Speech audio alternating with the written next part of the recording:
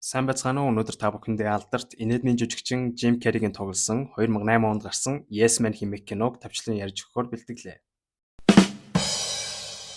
Киноны маань гол дүр болох Jim Carrey буюу Карл маань эхнэр Стефанигээс салснаас хойш нийгмийн амьдралаас ер нь аль болох холдож цагийг ганцаараа өнгөрөөдөг болсон ба ер нь нэг тийм антисошиал нөхөр болсон байлаа. Нэг өдөр Карл DVD shop-д кино түрээслэхээр явж байтал түүний сайн найз Пит залган чам руу баахан залглаа. Орой хамт гарна гэсэн яасан бэ гэхэд мань Карл өө найз нь айгүй чухал уулзалттай завгүй байна уу? Чухал судалгаа хийгээд явж гин гэхэд болдоо би чамайг DVD shop-ын цонхоор хараад зогсож байна. Энэ үеэр Карл наад чинь би биш ээ. Наад чинь надтай адилхан манай дүүрэгт яваад байгаа гэсэн. Чи айгууд андуурж ах шиг байна энэ төр гэж бас их халцганаа. Ингээд найз нь Карлыг аваад хүчээр яв. Ингээд найзтайгаа хамт нэг бар руу ороход тэнд салсан их нартайгаа таарах ба эхнэр нь шинэ найзлуутайгаа явж явахыг харсан Карл улбалд хармаар санагдаж өөртөө итгэлэн ч гэсэн улам унсаар байв. Карл хотын нэг жижиг банкнд зээлийн эдийн засгчаар ажилладаг бөгөөд дараагийн өдөр нь ажил дээрээ сууж байтал зээл авахаар нэг гэр бүл орж ирэн учир байдлаа тайлбарлан зээл авахыг хүссэн хэдий ч тэдэнд ганц хоёрхан бичиг баримт л дутуу байв. Карл өөрийн мэдлээрээ зээлэх боломжтой ч гэсэн шууд л олохгүй гэсэн тамгаа дарж орхидог. Карлын антисошиал зан нь ажлын байран дээрээ хүртэл илэрх юм да. Цайны цагаар нь хамаатныхаа нэг чин залах боловч тэр хүнтэй ярих дургүй тул дуудлагыг нь тасалчгаа сууж байтал түүний 10 жилийн ангийн үг таарад Карл чи одоо хүртэл энэ банкнтаа ажиллаж байгаа мó? Ууггүй залуу шүү гэхэд мань Карл ажиллаад л байж андаа чамаар юу байна гэхэд мань залуу би Yes Man-ийн сургалтанд суугаад одоо дэлхийг тойрон аялж байгаа гэд инглисээ нэг брошюр маягийн юм гаргаж ирээд Карл дүнгөө чи манай сургалтанд нэг ирээд үзээч би чамайг ажил амьдралдаа сэтгэл хангалуун биш байгааг хараад л шууд мэдэж гин гэж хэлээд шамдуулв. Тэгснэ газраас нэг чулуун авснаа чи банкныхаа шилэн цонхыг хагалчих гэхэд Карл мэдээж татгалзахад тэгвэл саяны асуусан асуултыг надаас эргээд асуулдаа гэхэд мань Карл гайхаад банкны шилэн цонхыг чулуугаар хагалдаа гэхэд манер за тгий гэж орлоод санах зүйлгүй банкны цонхыг хагалчаад зүгтгангаа Карл тандан чи ганц л амьдрнаа амьдрсан шиг амьдраач тий сургалтанд заавал ирээрэ гэж орилдог. Карл баг амьдралынхаа мөчбөрт үгүй гэж хэлсээр байгаад бараг л амны уншлах нь болсон байлаа. Будамжны сурталчилгаа өгөх ч үгүй, зээл авъя гэхэд үгүй, жимс авах уу гэхэд бас л үгүй. Салсан ихнэрээ санаад байгаа болохоор түн рүү залгсан ч гэсэн цаатхан шинэ найзлуутайгаа аз жаргалтай гэх чинь байгаагаа хэлсэн болохоор мань Карл нөгөө л DVD shop руу орж киногоо аваад гэртээ киногоо үзэн цагийг нөхцөөгөөд сууж байв. Карл ингэр түүний найз Пит орж ирээд чи миний сүйд тавьсан үдшилтэд хүртэл ирсэнгүй штэ. Чи ингэж амьдраад байвал найз нөхчгүй болоод дуусан за. Хүн шиг амьдраач гэж уурлаад гараад яваад өгнө. Энэ үед Карл нөгөө сургалтын брошюрыг гаргаж ирээд харангаа очиод үздэг чинь билүү гэж дотроо бодно. Энэ сургалтын нэрийг Yes семинар гэх бөгөөд Карлч бодон алдахам юу байх вэ гэж сургалтанд ашгүйнэг очихсан байлаа. Тэнд Карлыг үрсэн 10 жилийн найзтайгааш таарах бөгөөд сургалт эхлэхэд нэг настай эр тайзан дээр гарч ирээд манай сургалтанд анх удаа ирж байгаа хүн байна уу гэхэд Карлын найз манай найз анх удаага ирж байгаа гэж орлон хэлэхэд Карл ихээр бантан санаа зовж байлаа.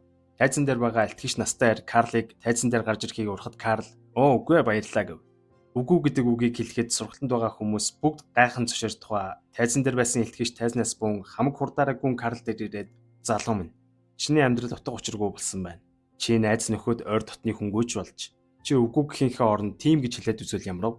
Одооноос гарч ирсэн боломж бүрт за тийм гэж гэдгээ амал. Ихэд гарцаагүй байдалд орсон Карл бусдаас санаа зовоод за тэгье гэж олон юм амлана. Ингээд яг сургалтаас гараад машиндаа суух гэж байтал нэг гудамжны хүн Карлаас нэг тийшээ дөхөөд буучиж болох уу гэж асуудаг. Карл мэдээж үгүй гэж хэлэх гэж байсан ч гэсэн нөгөө найз нь хаанаас ч юм гарч ирээд Карл чамаа хөргөөд өгнөө суусуу. Тийм биз дээ Карл гэхэд гарцаагүй байдалд орсон Карл за тийм дээ тэхээстэй гэд хүргэж өгөхөр болно. Ингээд хүргэж өгж байтал нөгөө залуу Карлаас уцаар чинь ярьж болох уу гэхэд нэгэд машинаараа хүргэж өгч буй Карл за тэгье гэж хэлээд уцаа өгтөл уцсныхын цэнгийг дуустал нь ярьж ирхэн. Карл уурлахгүй байгаа ч царайнаас нь бухимдж байгаа нь илт байв. Нөгөө хүний очих газрын ч төхөж буулгах үеэр нөгөө орон гэргүй бүр давраад хідэн төгрөг зээлэхгүйц гэж авдیں۔ Карл энэ үед бүр яг тесэрмээр байсан ч гэсэн за яах вэ? Энэ хүртэл ирсэн юм чин дээ гэж дотроо бодоод майгээд нэг хэдэн доллар сарбатал нөгөө орон гэргүй ирчин бүр давраад наад төрөвчөнд байгаа мөнгнүүдээ ч гэсэн өгчихгүй биз гэж хэлээд төрөвчтэй мөнгийг нь аваад яваад өгнө. Карл дотроо бухимдаастай машинаа хөдлөхтөл бензин дуусаад таг. Уцаар дуудлага өгөх гэтэл утсан цэнэггүй байсан тул ойрхон байх бензин колонк руу бензин авахар алхам. Бензин колонкч нэлээд зайтай бололтой нэлээд удаан алхасаар очин савнд бензинээ дүргэж байтал мопед унсан хөөрхөн бүсгүй ирснэ. Бензин авч буй Карлын зургийг дараад бензин чинь дуусчихаа юу? Эсвэл машин руу чинь төхүүлээд өгөх үү гэхэд Карлч бом баяр болж тэгээчтэй гэж хэлнэ. Бүсгүйг Алисон гих ба тэд замдаа ярилцсангаа түүний машин дээр очин Карлыг нэг үнсчгээд яваад өгнө. Карл ч өнөөдөр болсон бүтлгүй явдлуудын дараа хөөрхөн бүсгүйд үнсүүлсэндээ баярлан өдрийн уур цохолтол нь тэр дороо алга болчих шиг болно. Yes Man-ийн сургалтанд суусныхаа дараа тэр бүсгүүдэд харсан болохоор урам орон юм болгонд дахин үгүй гэж хэлэхэ болоод оронд нь за тийм гэж хэлдэг болъё гэж бодоод инээд алтан сууж байтал утсан дуурайд автал түүний хэлцсэн дарга байлаа. Өнөөдөр хагасан амралтын өдөр байхад чи ирээд ажиллаж чадах уу гэж асуудаг. Хэдий амармаар байсан ч гэсэн Карл за тэгье гэж дуртаадургүй ажил руугаа яваад очлоо. Гэтэл нэг үйлчлүүлэгч орж ирснээр Белуу үзүүлэнгээ. Белууны бизнес эрхлэх зээл авахыг хүслээ.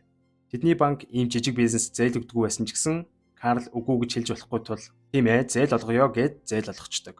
Ямар ч зээл олгодоггүй Карл одооноос зээл хүссэн хүн болгонд зээл олгож эхэлдэг. Оройн Карл хоёр найзтайгаа бааранд уулзангаа өөртөө болж буй зүйлсийг хэлж өөрт нь сайн өөрчлөлт их гарч байгаа тухай хэлтэл түүний сайн найз зөөгчийг дуудаад баахан ухамсахад манай найз Карл төлбөрийг нь даанаа гэтэл Карлж карта гарган тэг яа гэд бүх ухц зүйлсийг даахаруулдаг.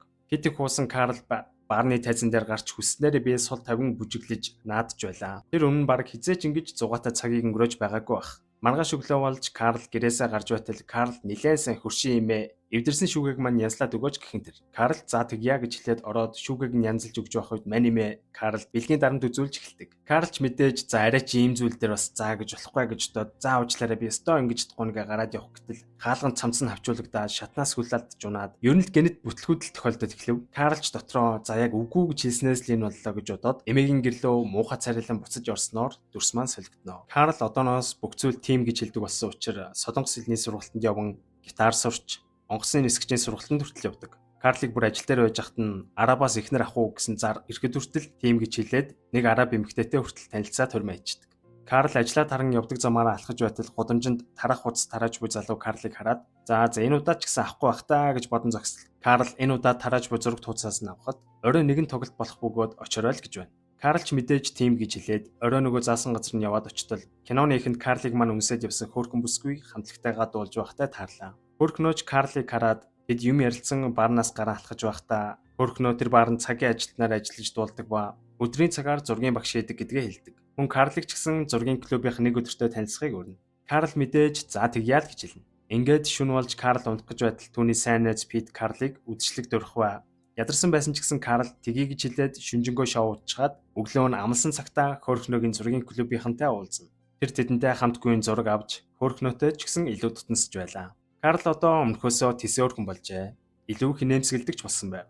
Тэр хоёр илүү дотносож дараагийн өдрүүдэд бүр болцож эхэлдэг. Тэд хамтдаа Алисоны мопедийг унж хотоор давхилдан том стадионд шөнөөр очиж болцсоон. Тэд бие биедээ дурлцгааж байлаа.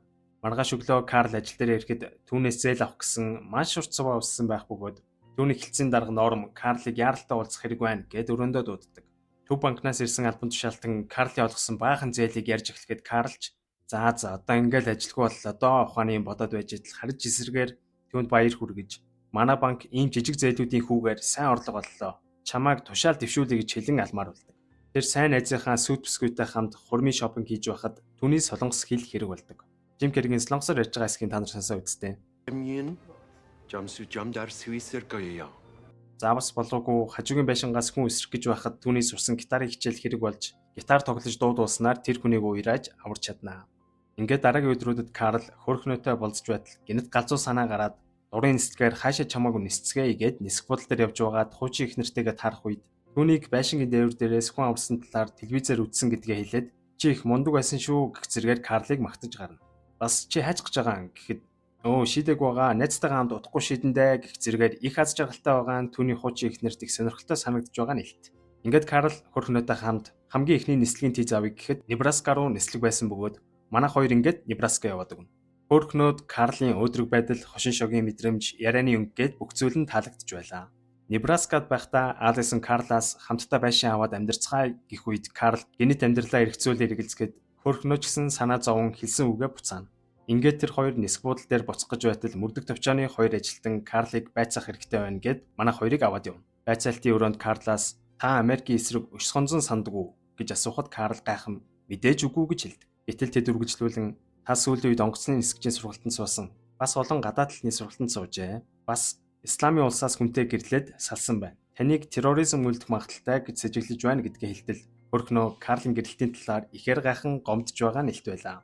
Карл мөрдөгч нарт Yes Man-ийн сургалтын талаар үннээ хэлэх ба бүх зүйлд за тийм гэж хэлж байгаа гэдгээ хэлсэн ч гэсэн итгэхгүй байсан учраас найз Пит рүүгээ яриулан түүнийг авчирж байж мөрдөгчд Карлыг сулж явуулдаг. Энэ бүх зүйлийг сонссон хөрхнөө Карлын хэлсэн "За, тийм" гэсэн үг болгон түүний сэтгэл зүрхнээс гараагүй. Харин сургалтанд суусан болохоор л хэлсэн байж гэж ойлгоод Карл руу уурлаад нилээн маргалдан салцгаанаа. Ингээд хөрхнөөгөөс салснаас хойш Карл ихэр гуниглаж эхлэх ба хөрхнөө рүү залгах ч гэсэн тэр Карлын дуудлагуудыг авахгүй байв. Карл ингээд хөрхнөгийн дуулдаг бар руу очиж түүнтэй уулзах гэсэн боловч хөрхнөө түүнийг авч хилцэхгүй. Ингээд Карл дахиад л хаягдах нь. Ингээд нэг өдөр Карлын хуучин ихнэр залгаж хэлэх чухал зүйл байна. Хүрээ дээр гэж хэлдэг. Карлж гайхаад яваад очтол найз залуугаасаа салж байгаа. Хоёулаа дахиад эхэлцгээе. Би чамтай хамт баймаар байна гэж авд юм да. Үүнд Карл ихэр зочирдноо. Карл ч мэдээж үгүй гэж хэлээд тэдний гэрээс гараад явж байтал муу зүйлс ээлжээлжээрээ түүн тохиож эхэлдэг. Ингээд мань Карл Есмений сургалтын багштай уулзахаар шийдэн явнаа. Карл сургалтын багшийн машины ард нуугдан хүлээж байсан ба түүнийг машинаа хөдлөх үеэр Карл гинэд гарч ирсэнд мань багш зочин өөр машинтай мөргөлдөж орхидог. Ингээд сэртэл Карл эмнэлэг твтж байх ба яг хажуугийн орон дээр нь сургалтын багш мөн эмчлүүлж байх бөгөөд түүнээс бүх зүйлсэд "За, тийм" гэж хэлдэг дүрмээ өөрчлөх хэрэгтэй байна. Гэтэл мань багш Карл руу уурлан "Тийм дүрм угаасаа байхгүй. Чи анх уулзалтан дээр гүжүүдлээдсэн болохоор ч л би чамд тэгж хэлсэн.